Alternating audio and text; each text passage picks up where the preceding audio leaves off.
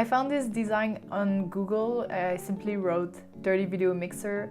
I think it will be fun because it allows us to put an extra button. So I chose an arcade button. I chose to put it in this NES gun enclosure. It's really up to you what you want to use as an enclosure. I decided to reuse this gun because I was not using it at home and I don't even own a Nintendo anymore.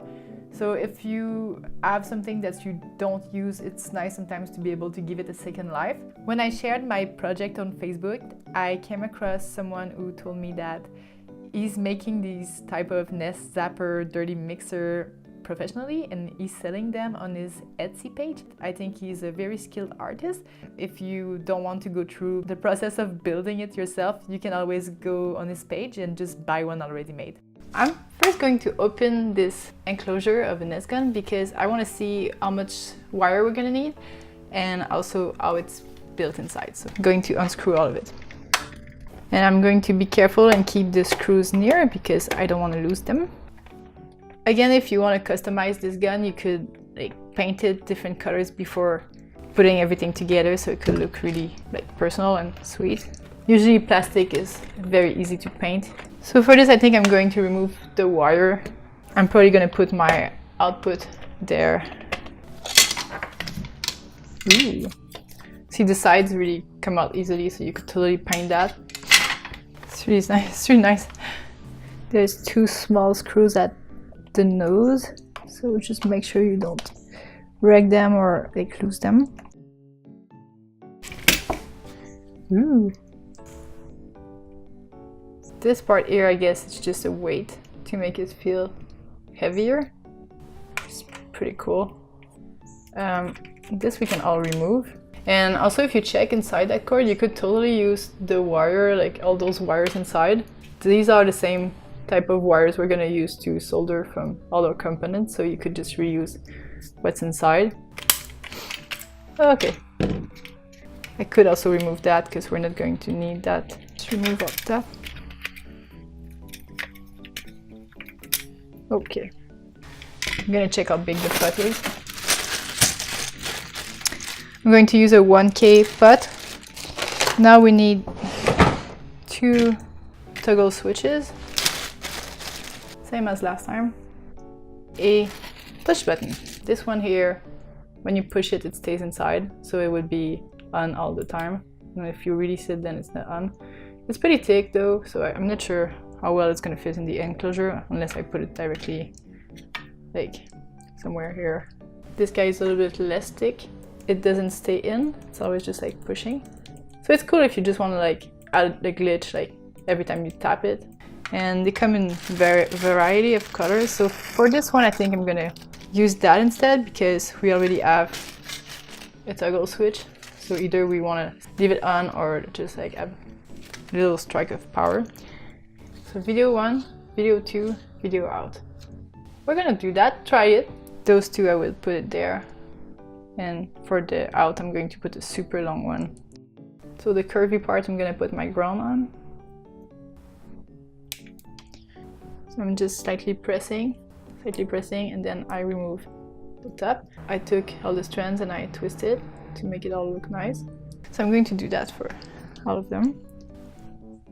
Those two, I'm going to twist them together because they will both connect there. I am using a Hakko Station and I've wet my little pad there. And I'm going to set it to 660. Of course, you don't want to touch it ever.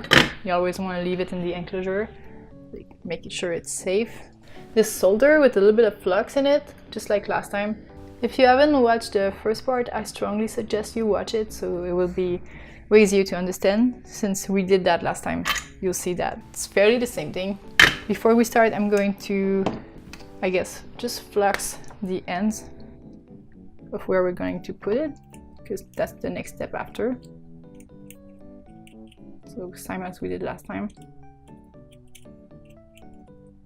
Like last time, we used either a fan or open the window next to us. It's super important to have good ventilation.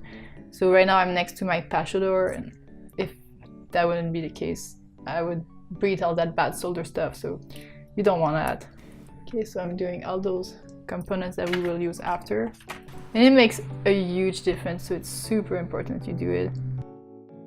Once again, we're only going to use one side of the toggle switch, so you don't need to coat the 6 legs. Now it's all coated. Now we're going to pre-coat this wire.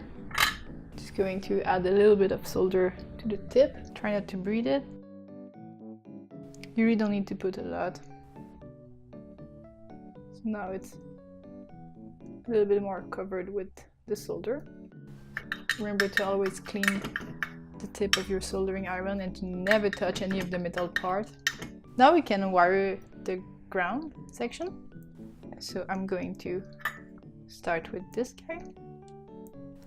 So you want to apply, like last time, a little bit of heat on this section.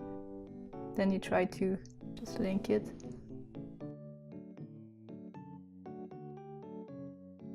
So you don't want to put too much, but you want to put enough so that it won't move. And anyways, we're going to put some hot glue at the end to secure everything in place.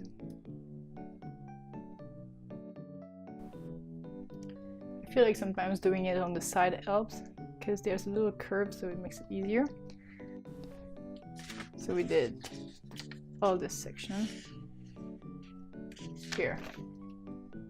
So I think I'm going to place those 2 guys around here. Maybe I'll add a push button here, one of the toggle switch there.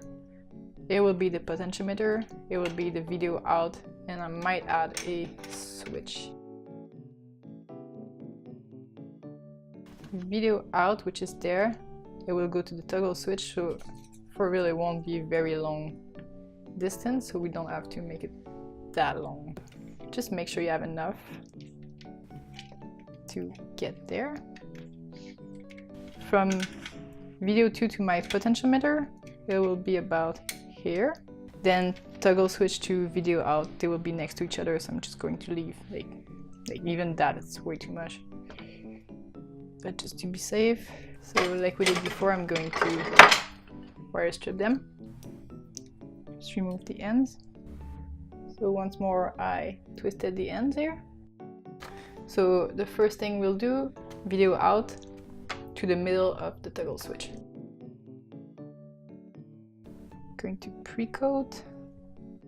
Now with the small one, I will do a little U.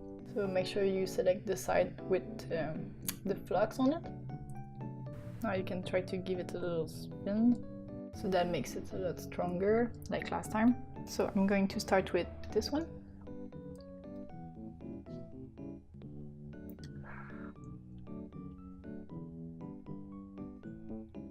I apply it.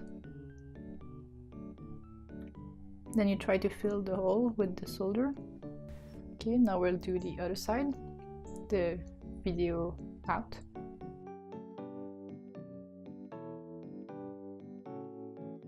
This is what it looks like. Now we're going to link this guy, video 2, to the right side of the toggle switch. This will be video 2. So I'm just going to create the little U shape. Be able to try to grip the right side. I'm going to slightly turn it. All the hole is now covered. So now we're going to link it to video 2.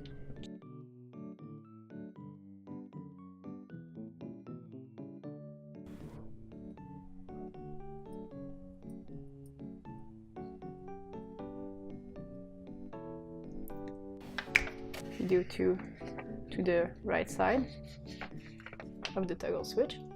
Now we need to hook it up to the push button, and this one will be a little bit further away, so we have to make a long cord that will do all this. I'm going to cut it right now. Just going to measure it. So with push button, I think I'm going to leave it there.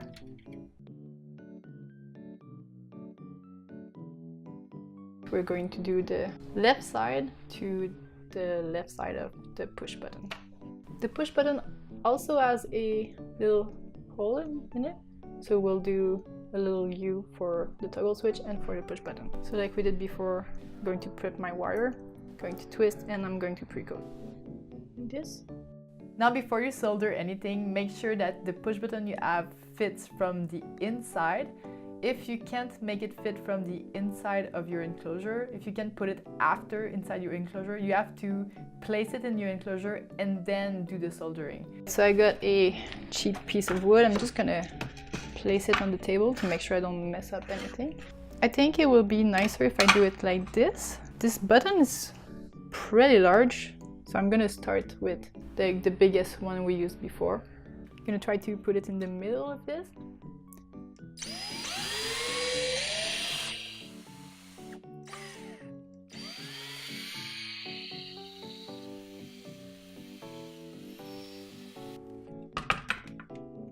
Oh yeah,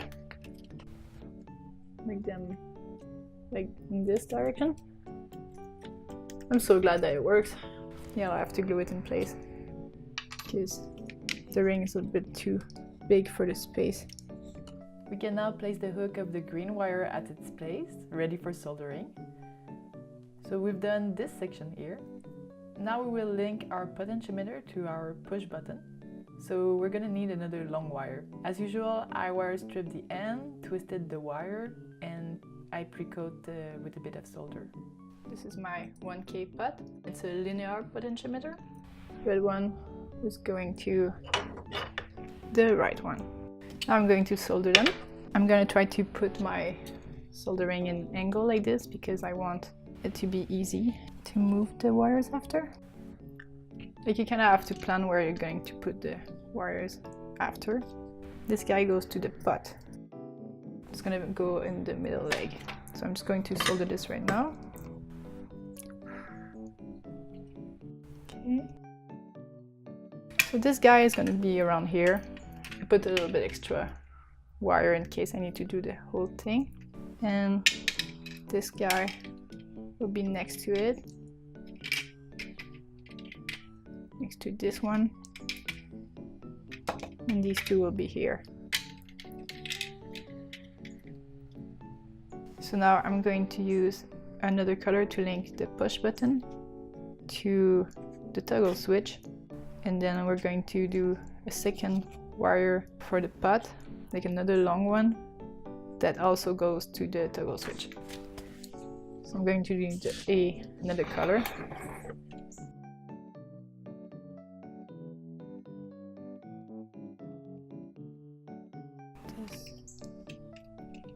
Here. They're not pretty far apart, so I'm just going to use a small wire. Twist and pre-coat all our wires. Same as before, we just hook it up. I might give it an angle because I want to be able to put it in the case easy after. Add it next to the red one. Now we have this new wire there. We have to put the middle one of the pot to the middle one of the toggle switch. I'm going to make a little U to put in the toggle switch, and this one will go to the middle one of the pot.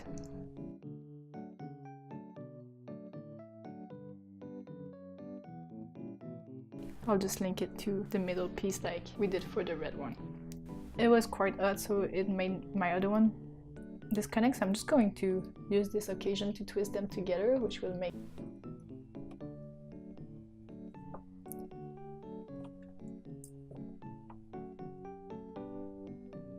I guess I'm gonna link the pot first. I'm gonna link the left leg of the pot to video 2. It's easy to spell video 2, which is the one with the green and yellow wire. So the pot will be about here. We're going to pre-coat the wire. Just going to make it a little bit warm first. Now this guy goes to on the green. Now we need to link this leg of the toggle switch to video 1. Is our toggle switch there, the one with the blue wires. I'm just going to give it like a lot of play in case I need to move it. And then it will be the exciting part where we test it soon.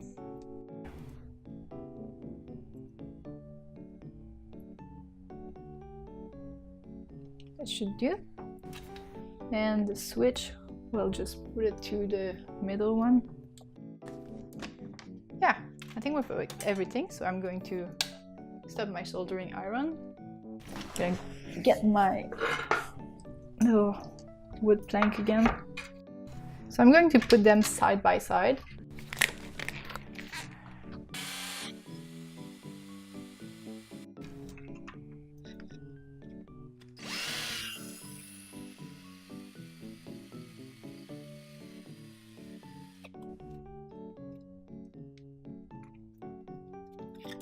Cool. So that's how it looks.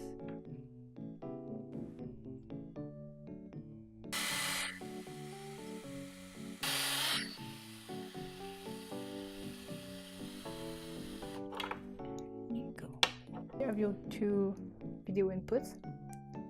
So there's some space here, and I think we could go through both plastic spaces. So this is what I'm gonna do.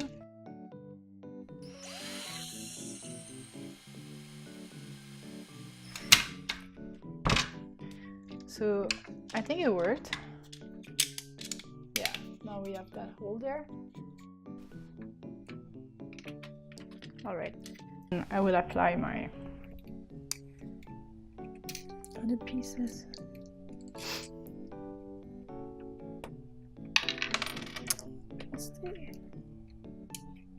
I don't know if I'll have enough space for both, but at least this one's important because it will hide the hole that we made. See, I'll try to put it in the middle because I think it will look good in the middle.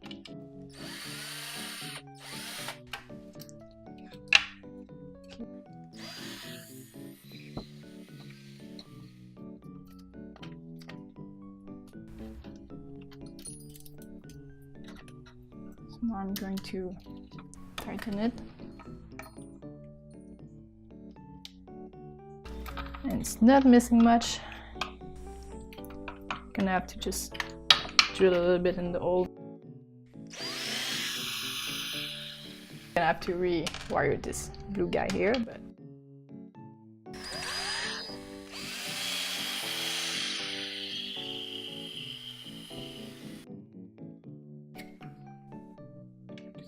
flip it.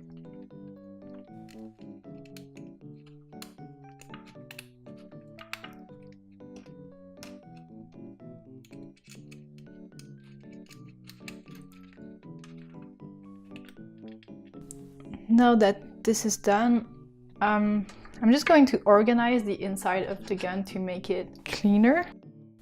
I have some electric tape here, so I'm going to tape everything nicely inside.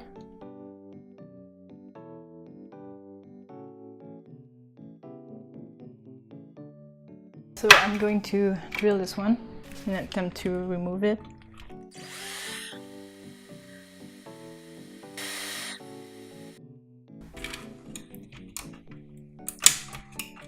And I think that's way better. That's it.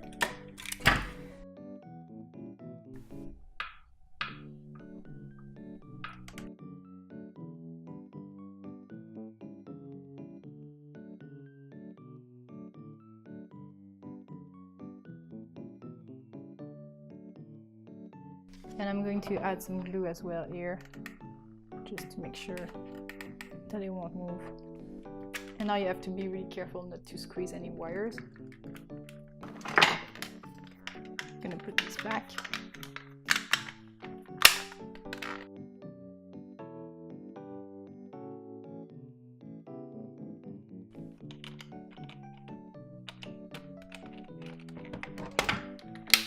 All right.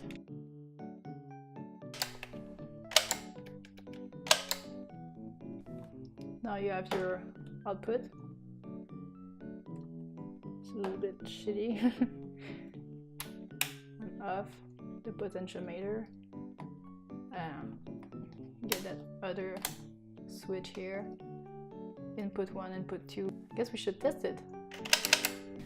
I'm going to power DVD.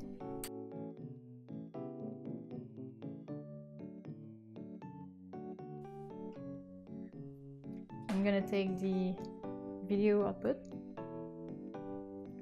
and I'm going to place it inside my video 1. I'm going to power my other DVD. Out in the back, the other video input, video 2. Okay, and now I'm going to plug video out. The other side goes to a TV.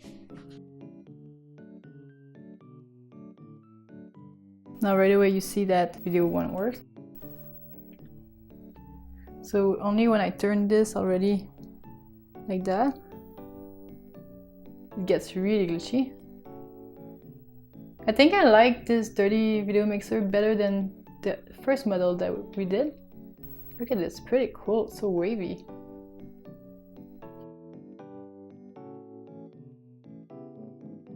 Okay, so whenever I press on the button now, it makes it flash. So I guess this one toggles if it's always on or not.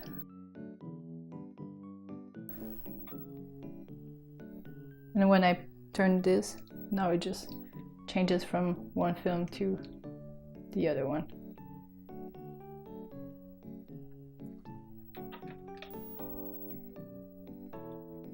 Goes from one to the other one like the other dirty mixer.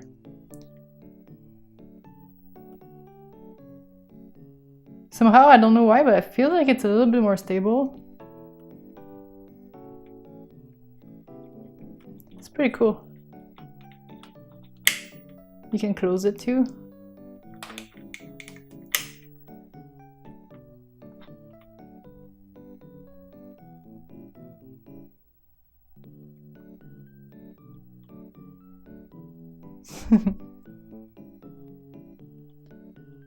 Would be fun if this was the push button.